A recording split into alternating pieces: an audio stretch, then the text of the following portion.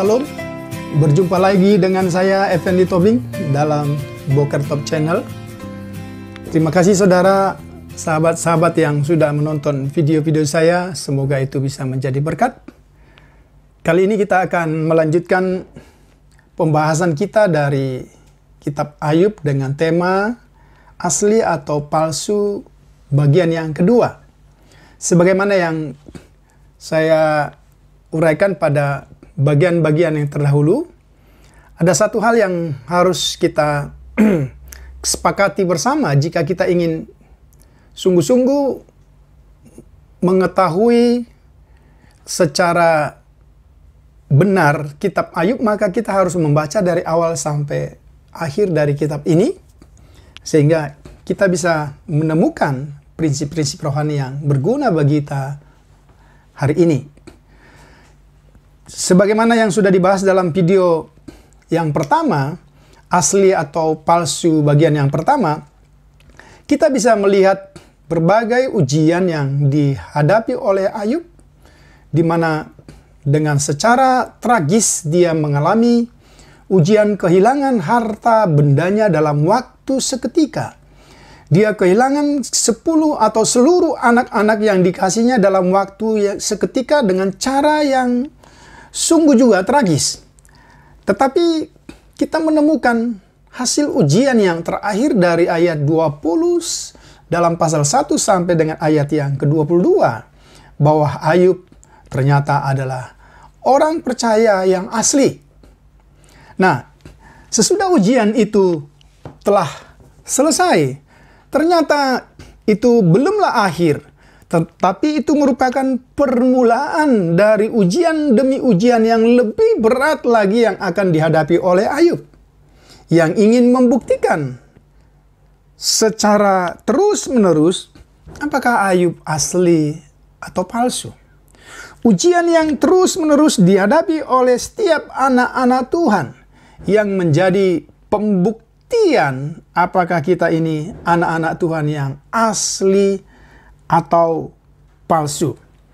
Kalau kita membaca dalam pasal-pasal selanjutnya, khususnya di dalam pasal 2 ayat yang ketiga, untuk kali yang kedua setelah apa yang terjadi di mana Ayub kedapatan menjadi anak Tuhan yang asli, lagi-lagi di dalam pasal 2 ayat yang ketiga, untuk kali yang kedua Tuhan kembali mempromosikan siapa sesungguhnya Ayub, hamba Tuhan itu. Dengan kalimat yang sama, sebab tiada seorang pun di bumi seperti dia yang sedemikian saleh dan jujur, yang takut akan Allah dan menjauhi kejahatan. Pernyataan atau promosi dari Tuhan ini kemudian juga mendapat tanggapan dari setan. Kemudian untuk kali yang kedua, meskipun sesungguhnya dalam pernyataan setan yang pertama telah terbukti keliru, tetapi untuk kali yang kedua ini, setan dengan gencar kemudian mengajukan tuntutan yang kedua kepada Tuhan. Dengan satu kalimat, kalau kita lihat di dalam ayat yang keempat, dalam pasal 2, lalu jawab iblis kepada Tuhan, kulit ganti kulit. Orang akan memberikan segala yang dipunyai ganti nyawanya.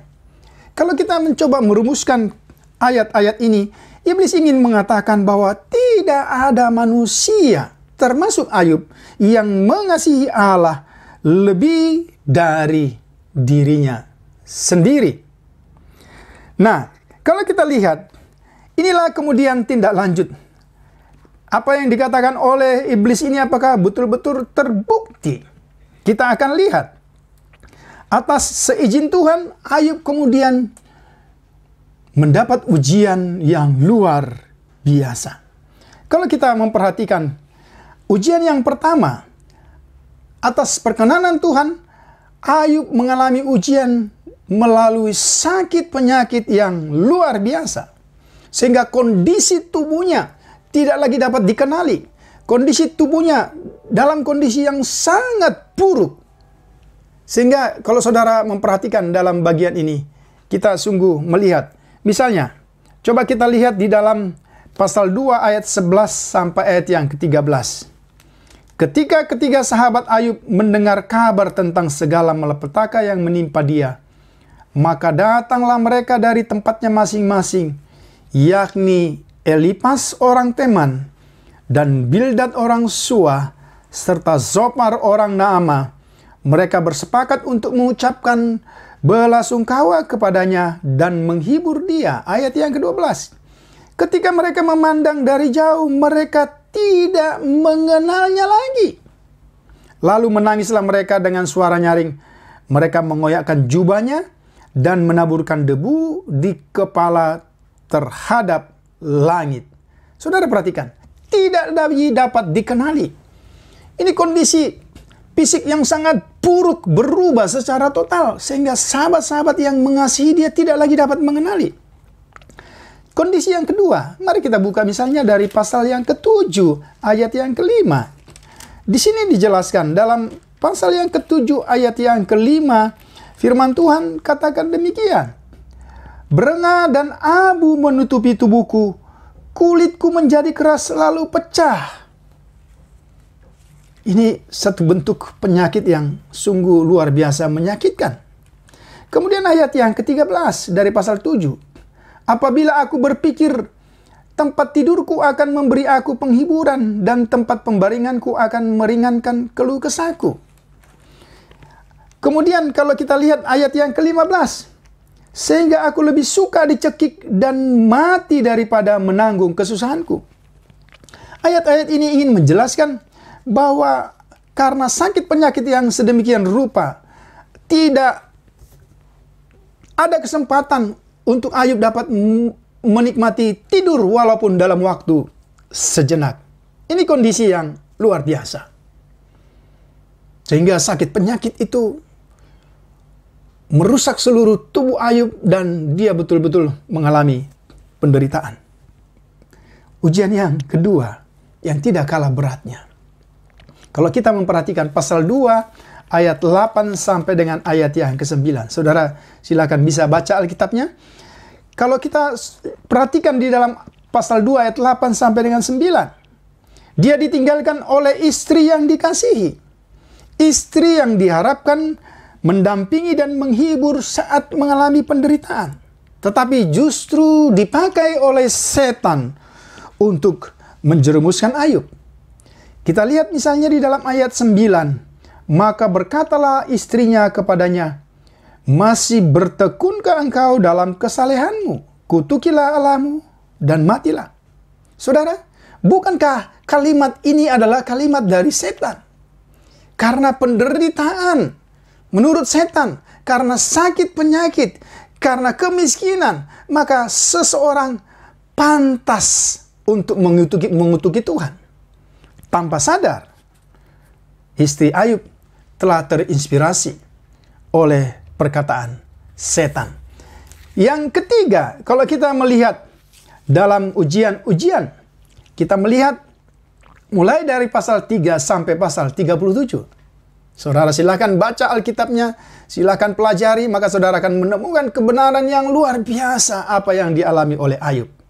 Ujian yang ketiga ialah penghakiman atau tuduhan sahabat Ayub terhadap kondisi yang dialami. Kalau kita lihat di dalam pasal yang kedua tadi, nampak jelas bahwa pertama-tama memang kedatangan sahabat-sahabatnya itu sangat berempati dan simpati terhadap kondisi Ayub. Mereka selama 1, 2, sampai 7 hari mereka duduk bersama-sama menunjukkan belasungkawa yang luar biasa terhadap kondisi sahabat yang dikasihinya. Tetapi kemudian hari demi hari berlalu tanpa ada ujung pangkal, tanpa ada penyelesaian, tanpa ada kesembuhan, tanpa ada solusi yang mereka lihat dari kondisi sahabat yang mereka kasihi. Akhirnya mereka memiliki pemikiran lain terhadap kondisi yang dialami oleh Ayub. Mereka, khususnya kalau kita lihat Elifas, Bildad, dan Zopar, menyimpulkan dengan satu kalimat penting, bahwa sahabat mereka Ayub mengalami penderitaan karena dosa dan kejahatannya. Ada bukti kalau kita membaca dari ayat-ayat itu. Bagaimana Elifmas, bagaimana Bildad, bagaimana Zofar memiliki tuduhan dan penghakiman bahwa sakit penyakit, penderitaan, kemelaratan sahabatnya itu adalah karena dosanya. Misalnya, kalau kita perhatikan pasal 4 ayat yang ke-7, apa yang dikatakan oleh sahabat Ayub yang bernama Elifmas? Camkanlah ini, siapa binasa dengan tidak bersalah, dan di manakah orang jujur dipunahkan? Dengan kata lain, dia ingin mengenakan kalimat ini kepada Ayub, bahwa kalau Ayub itu tidak bersalah, nggak mungkin dia binasa. Kalau Ayub itu jujur, nggak mungkin mengalami kondisi yang sedemikian. Ayat yang ke-8 dari pasal 4. Yang telah kulihat ialah bahwa orang yang membajak kejahatan dan menabur kesusahan, ia menuainya juga. Dengan kata lain, dia ingin mengatakan bahwa sesungguhnya pengalaman penderitaan yang dialami oleh Ayub itu karena dia sudah membajak dengan kejahatan dan dia menabur kesusahan, maka apa yang dialaminya itu sebagai tuaian yang harus dialami. Ini yang kita lihat. Kemudian sahabat yang berikutnya yang bernama Bildad, kita lihat di dalam pasal 8 ayat yang keempat. Saudara perhatikan, kita lompat-lompat ayat ini, tapi sesungguhnya ini percakapan perdebatan antara Ayub dengan sahabat-sahabatnya. Pasal 8 ayat 4. Apa yang ingin dikatakan Bildad? Dia menuduh, dia menghakimi bahwa anak-anak Ayub itu mati karena berdosa. Ya, itu kita lihat dari pasal 8 ayat 4. Jikalau anak-anakmu telah berbuat dosa terhadap dia, maka ia telah membiarkan mereka dikuasai oleh pelanggaran mereka. Kita perhatikan ya. Kemudian, apa tuduhannya terhadap Ayub? Dia katakan dalam ayat yang ke-5 sampai ayat 7. Sesungguhnya Ayub tidak bersih dan jujur dan harus bertobat. Ayat yang ke-13 dari pasal 8. Lebih lanjut, Bildad berkata bahwa Ayub telah melupakan Tuhan. Itu sahabat yang kedua. Sahabat yang ketiga, apa yang menjadi tuduhan atau penghakiman sahabat yang ketiga bernama Zofar? Kita lihat pasal 11 ayat 2 dan 4. Dikatakan di dalam pasal 11 ayat 2 dan 4, saya simpulkan secara ringkas, bahwa Ayub ini seorang yang suka bicara dan sombong. Kita lihat ya. Kemudian di dalam pasal 11 ayat 5 dan 6. Ini yang lebih luar biasa. Zofar ingin berkata kepada Ayub bahwa Allah sesungguhnya belum menghukum Ayub setimpal dengan kesalahannya. Dengan kata lain, Zofar ingin berkata kepada Ayub bahwa penderitaan yang dialami ini sesungguhnya belum setimpal dengan dosa yang besar, yang luar biasa yang diperbuat oleh Ayub. Wow, ini satu hal yang luar biasa yang kita lihat. Maka dia menyimpulkan juga di dalam ayat 13 sampai ayat 20 dari pasal 11 kitab Ayub, bahwa Ayub haruslah bertobat supaya Tuhan memberikan kesembuhan kepadanya. Itu 3 sahabat yang menghakimi dia. Tapi ada seorang sahabat yang bernama Elihu yang juga memberikan penilaian, tetapi penilaian yang sedikit lebih berbeda. Sehingga kalau kita lihat dalam pasal terakhir, Tuhan tidak menyinggung nama Elihu dalam konteks itu. Elihu, kalau kita lihat di dalam pasal yang ke-33, dia memberikan penilaian, tapi pandangan Elihu berbeda dengan ketiga sahabat Ayub yang lain. Menurut Elihu, Allah berbicara melalui banyak cara, termasuk melalui penderitaan yang dialami oleh Ayub. Sehingga apa yang dilakukan oleh Allah itu adalah cara Allah untuk memperingatkan seseorang sebelum yang lebih buruk terjadi. Dan penderitaan itu harus diakhiri dengan pertobatan. Itu kita bisa baca dalam pasal 33 ayat 19 sampai 33. Saudara, demikian rentetan ujian, pencobaan yang dialami oleh Ayub. Penderitaannya secara fisik, ya, sakit penyakit yang luar biasa. Ditinggalkan oleh istri yang dikasihi. Penghakiman demi penghakiman atau tuduhan dari sahabat-sahabat yang tadinya mengasihinya membuat Ayub terus berseru. Dan kalau kita membaca mulai dari pasal 3 sampai dengan pasal 37, perdebatan demi perdebatan terjadi. Ayub memberikan jawaban demi jawaban. Tapi dia tidak pernah menemukan satu jawaban yang memuaskan dari manusia. Sehingga pada akhirnya saudara, kita tiba pada Ayub pasal yang ke-38. Di sini kita melihat sesuatu yang berbaru atau yang berbeda. Ketika penderitaan itu tidak ada berujung pangkal, ketika perdebatan itu tidak memberikan jawaban satu dengan yang lain, tapi justru memperparah kondisi Ayub, maka Ayub datang kepada Tuhan. Kalau kita membaca pasal 38 sampai 42, disinilah kunci dari kitab Ayub yang sesungguhnya, yang menunjukkan apakah Ayub orang percaya yang asli atau palsu.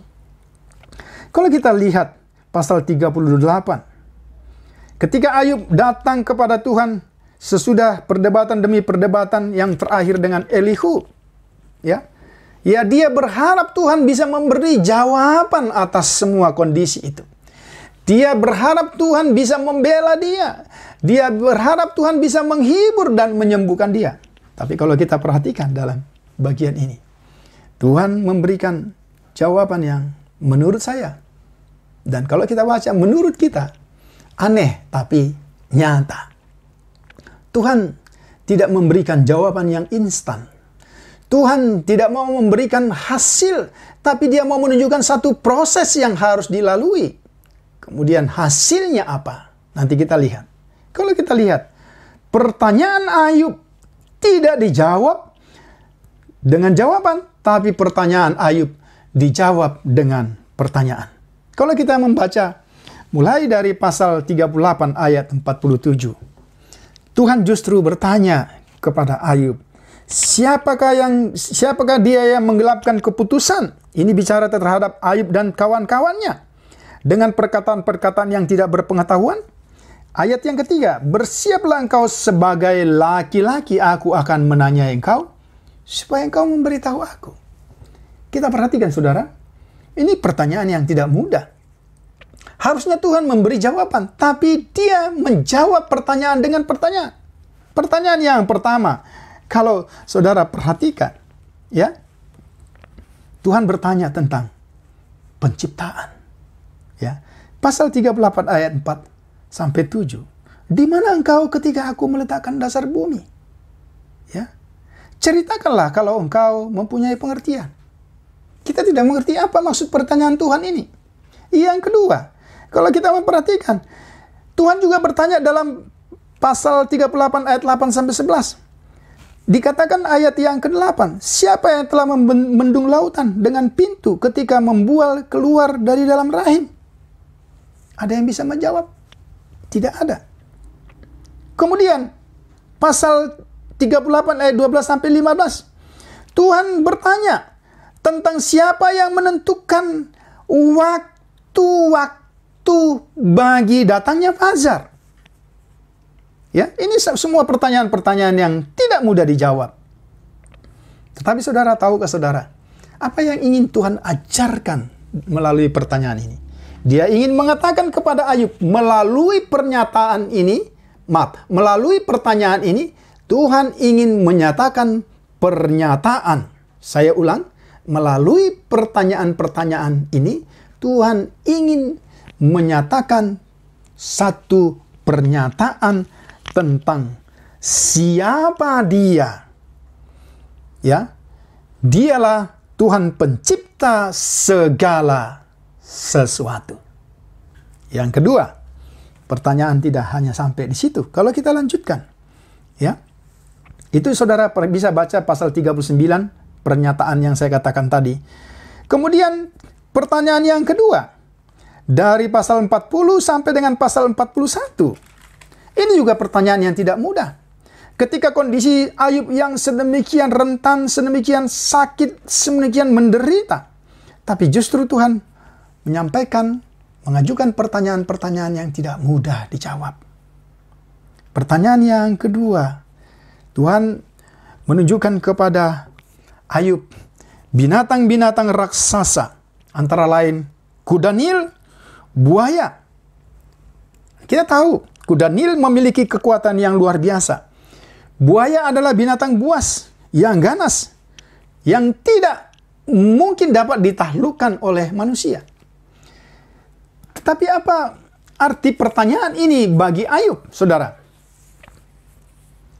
Ya, ketika Tuhan tunjukkan semua ciptaan binatang-binatang raksasa, binatang-binatang yang ditakuti oleh manusia, Tuhan mau tunjukkan kepada Ayub bahwa Dia adalah Tuhan yang berdaulat dan maha kuasa. Ya, apa yang ditakuti oleh manusia, apa yang tidak dapat ditaklukkan oleh manusia, apa yang tidak dapat diselesaikan oleh manusia, dapat diselesaikan, ditaklukkan oleh Tuhan Sang Pencipta. Tuhan ingin menunjukkan melalui pelajaran pertanyaan-pertanyaan ini bahwa Tuhan adalah Tuhan pencipta alam semesta. Dia mampu menaklukkan segala sesuatu. Dan Dia ingin berkata secara implisit kepada Ayub, bukankah aku yang menciptakan segala sesuatu, aku juga yang menciptakan kau? Bukankah aku dapat berkuasa, berdaulat, memulihkan engkau? Kira-kira sesudah pertanyaan-pertanyaan ini dipahami oleh Ayub, saudara bisa bayangkan kondisi Ayub pada waktu itu. Kita lihat di dalam pasal 42 ayat 1 dan ayat sampai ayat yang ke-6. Apa respon Ayub? Kita lihat di dalam pasal-pasal itu. Yang pertama, respon Ayub terhadap apa yang dikatakan oleh Tuhan.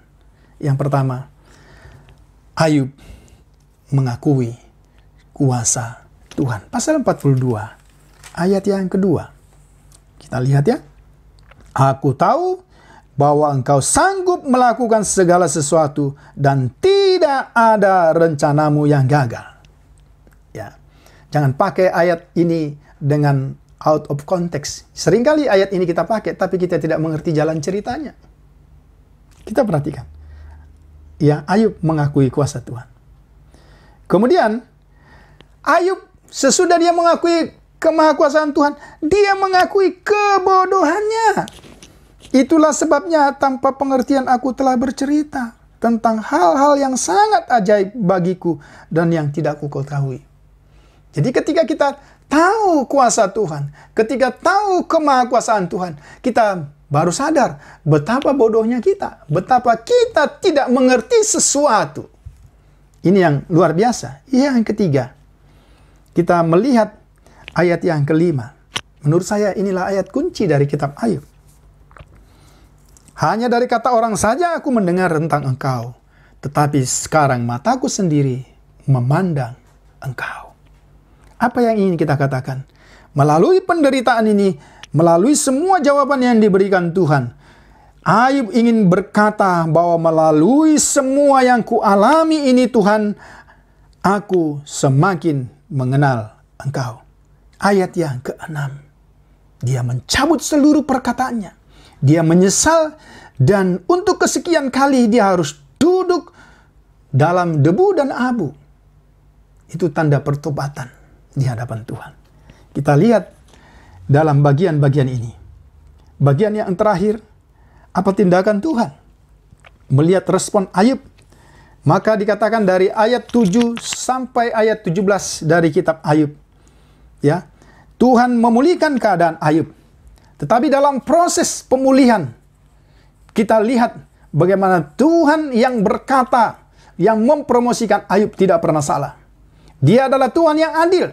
Sehingga yang pertama kita lihat murka Tuhan menyala-nyala atas ketiga sahabat Ayub yang berkata-kata sembrono tentang Ayub. dan berkata-kata tidak benar tentang Allah. Kita bisa melihat itu. Sehingga apa yang terjadi, saudara? Pemulihan bagi ketiga sahabat Ayub, ya, Elifaz, Bildad, dan Sofar, itu akan terjadi ketika ketiga orang ini datang membawa kurban bakaran dan hanya boleh jika itu dipersembahkan oleh Ayub. Kita lihat di dalam ayat yang ke-11 sampai dengan ayat yang ke-17. Pemulihan Tuhan luar biasa. Ayat 10. Ayat yang sangat kita kenal dengan baik. Lalu Tuhan memulihkan keadaan Ayub setelah ia meminta doa untuk sahabat-sahabatnya. Dan Tuhan memberikan kepada Ayub 2 kali lipat dari segala kepunyaannya dahulu. Ayat 11 sampai 17 kita lihat. Kita lihat ayat-ayat ini. Semua saudara dan orang yang mengenal Ayub datang dan menunjukkan rasa simpatinya. Bahkan bukan datang dengan tangan kosong. Mereka membawa persembahan-persembahan, uang, cincin emas, dan sebagainya. Kalau kita melihat Tuhan memberkati hari-hari Ayub lebih dari hari-hari selanjutnya, kita melihat pada bagian ini, saudara, sehingga jelas sekali apa yang terjadi. Ya, Tuhan masih memberikan, ya, Tuhan masih memberikan 140 tahun umur kepada Ayub. Umur yang sangat panjang. Tapi umur yang sangat panjang bukan hanya sekadar umur yang sangat panjang. Dia diberkati luar biasa. Sehingga ia masih sempat melihat cucu dan cicit yang dimilikinya sampai keturunan keempat. Saudara, dari bagian firman Tuhan ini, maka kita menemukan kembali. Kalau saya pakai istilah, kita menemukan kembali mutiara di tengah-tengah semak belukar itu. Menemukan kembali seorang percaya yang betul-betul asli. Meskipun dia melalui satu proses jatuh bangun. Meskipun melalui perbantahan demi perbantahan. Tapi pada akhirnya, kalau kita membaca di dalam ayat yang kelima pasal 42, ya, tetapi sekarang mataku sendiri memandang engkau. Dari bagian firman Tuhan ini, saudara, apa yang dapat kita pelajari? Ya, kita mengalami berbagai pencobaan yang kelihatan tidak ada ujung pangkal, tidak ada habisnya. Ini menjadi contoh bagi kita. Tapi kalau kita lihat sampai kepada kesudahannya, kita bertemu bahwa Tuhan tidak akan pernah meninggalkan orang-orang yang mengasihinya, yang tetap hidup dalam kebenaran, dan yang tetap rendah hati, mengakui kesalahan dan dosanya di hadapan Tuhan. Kita perhatikan, terjadi pemulihan. Respon yang baik, respon yang positif terhadap pencobaan yang kita alami, menjadi respon yang baik dan positif kita kepada Tuhan. Dan saya yakin, respon Tuhan yang baik dan positif akan memulihkan kita dan memberkati kita lebih daripada hidup kita sebelumnya. Saudara, kiranya firman Tuhan yang singkat ini bisa menolong Bapak Ibu semua saudaraku dalam menghadapi banyak cobaan yang kita alami hari-hari ini. Kita tidak boleh putus asa, ya. Tetapi mari kita melihat teladan seorang yang bernama Ayub, yang tidak ada habisnya penderitaan yang dialami, tapi di ujungnya kita bisa melihat satu kebahagiaan, satu berkat yang luar biasa, dan kesempatan hidup yang panjang menjadi berkat. Itu janji Tuhan kepada kita, anak-anaknya. Kiranya uraian firman Tuhan yang singkat, namun saya yakin masih penuh dengan keterbatasan, dapat menjadi berkat bagi saudara sekalian. Dan jangan lupa, saudara, like, komen, dan subscribe video ini supaya tetap on dan menjadi berkat bagi banyak orang. Tuhan Yesus memberkati. Salam.